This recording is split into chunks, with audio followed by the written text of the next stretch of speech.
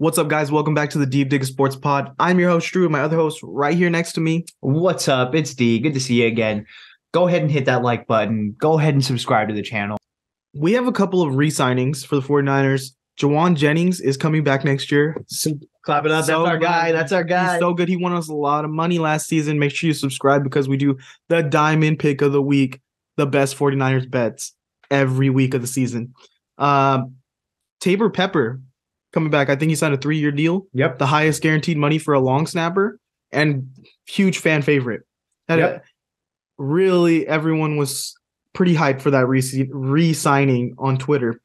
A guy that's not coming back who, I don't think anyone's surprised about this or shouldn't be surprised. Mike McGlinchey is not coming back. So what stands out on these moves so far?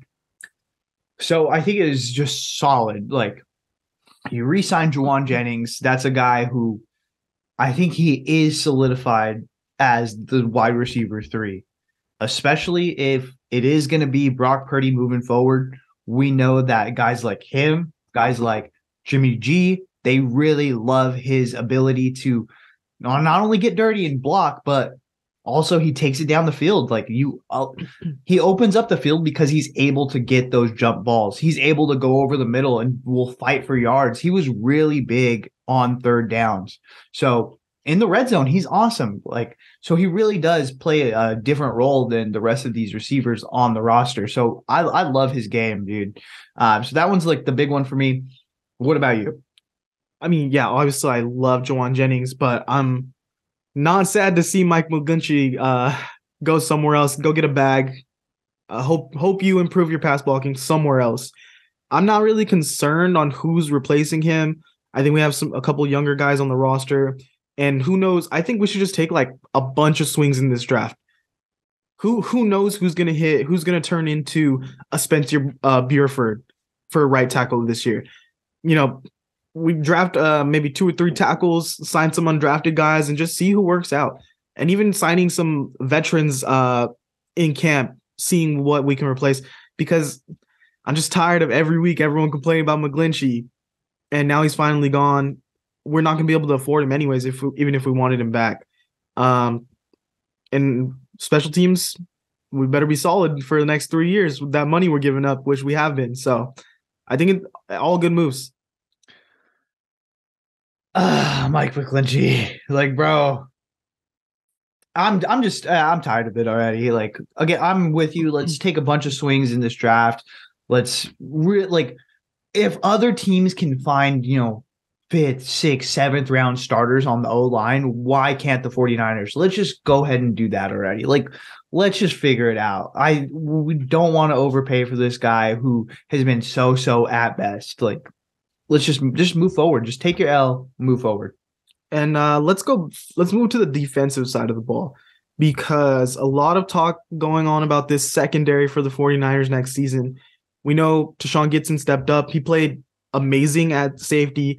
I think he was one of the top safeties in the league if you look at the PFF rankings and just watch his play. Jimmie Ward has been I'm torn about the fan reaction about this, because during the season, didn't you see on Twitter every fan bashing Jimmie Ward and kind of complaining about him? And then in the playoffs, it was, okay, Jimmy's looking better. We should bring back Jimmie Ward. And then it was okay, we don't want Jimmie Ward back because he's posting on Instagram and talking shit. And now it's, we should sign back Jimmie Ward. So I don't know what the fan base is really thinking on Jimmie Ward.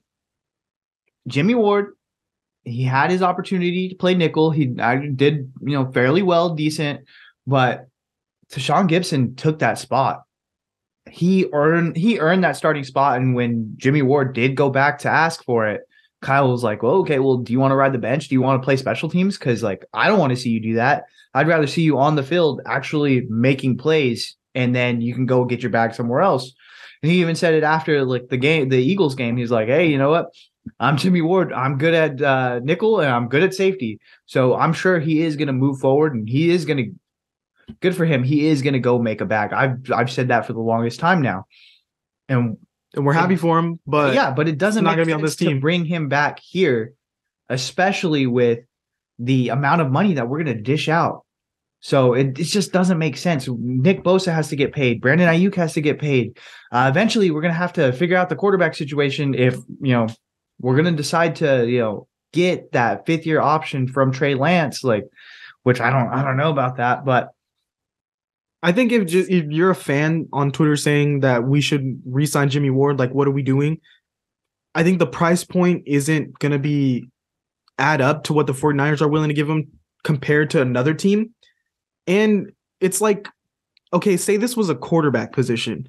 Say you had a starting quarterback for a couple years and he was getting you by, he was pretty solid. And then you had a quarterback come in and he played like a Geno Smith season. Why would you say, well, give me the other guy that got benched and I'm going to sign him for more money and he's going to be my starter next season instead of the guy that came in for cheaper and played better? Yeah. It just doesn't make sense to me why you would want Jimmie Ward over Tashaun Gipson. It's going to be cheaper. He played better. He was the starter. Why would you want to sign the backup over the starter? Does it make sense to you? No, and even then, I don't give a fuck. Just again, draft a bunch of guys this year. Fuck it. Hit and three the 49ers 4 are talking to a lot of safeties in this draft so far. So they probably are looking to bolster up that position because even if Tashaun Gipson comes back for a year, he's probably his last year. He almost retired this season. Yeah, I mean, he is an older veteran player. He did have a resurgence with the San Francisco 49ers this past year. But moving forward, who's to say, maybe his game falls off a cliff? I have no idea. But, yeah, you always need that, security blanket. You always need that backup plan. And that's what we had last year with, Jimmie Ward being number one and Tashaun Gipson being number two. And the backup plan worked. Guess what? It ended up being great. So, let's do the same approach. Let's sign him to a very, very cheap deal, which he's going to get less than Jimmie Ward is. I guarantee you that. And then let's draft a guy. What's Kowalski Tart doing around these times? I don't know. Same thing as me and you just watching. Nick Bosa went on a show. Did you know what show? I think it was Richard Sherman's. Yeah, it was Richard Sherman's podcast. He let it slip that he said Emmanuel Moseley is going to be back next season. I don't know if he's just thinking Emmanuel Moseley is going to be back because he's going to be healthy, or if he's just let it slip that he knows Emmanuel Moseley is going to be re-signed and with the team. But to me, it makes sense that they would bring back Moseley because he was on a contract year. He got injured. He was set up to get a big payday.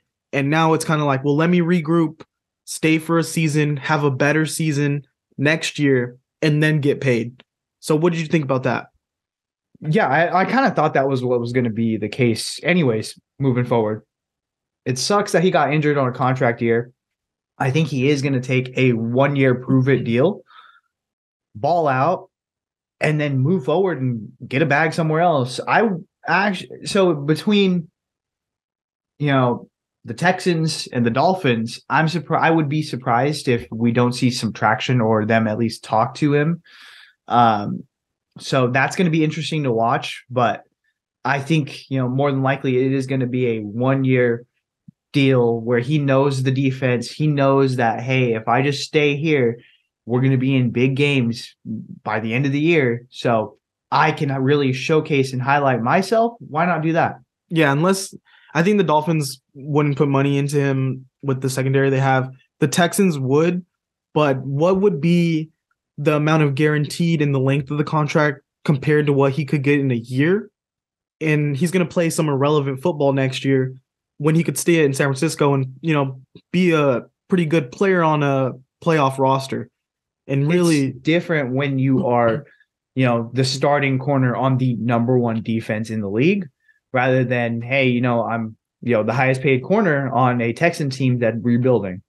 Yeah. And he doesn't have to get the toughest assignment anymore. For a while, he was the number one corner on our team, and he was getting the toughest assignment. Now Mooney Ward is on the other side, and you could kind of take that second guy, and Emmanuel can, find his way back during the season, and hopefully by the end of the year, we see him bounce back to what he was.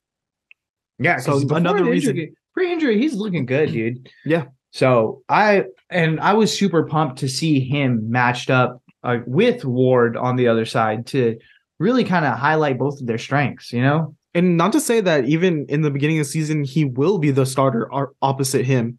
When you have Demo Lenore looking good. You have still a Sam Womack. Maybe Ambry Thomas steps up. I doubt it. He would get to that level of being the starter, but he was the starter a year ago. So there's going to be some competition for that number 2 spot with Emmanuel Moseley coming off injury. Oh, there's a ton of hungry dudes that just want to see the field. So training camp is going to be super interesting. It's going to be like very, very interesting to see how the reps shake out, who's looking better on reps against the first team. So it's gonna be a dogfight. Yeah. Let us know, who would you guys start at the second corner spot with Emmanuel Moseley? Maybe Diamondor Lenore won you guys over. Maybe the young guy Sam Womack. Let us know.